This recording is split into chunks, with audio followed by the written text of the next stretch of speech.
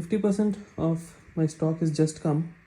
I have a lot more coming in, and that's why I'm not doing a detailed video. If you can see, so we have hooks, screws, swing arm covers, keylesses, CVT covers, mobile mounts, some ARM bolts and accelerator cable fasteners, and seat springs, some dashboard spark plugs, tire huggers, brake hoses.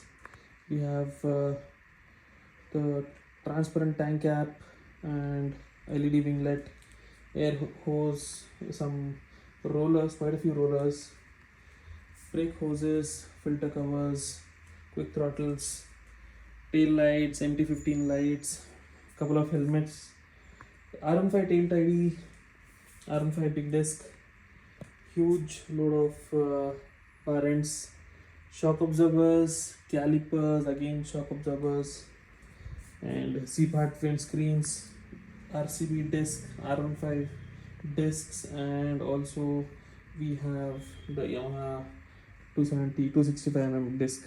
So I'll be making a detailed video once all the stock comes in, and I'll also start posting whatever is in stock pretty soon. Stay tuned. Bye bye.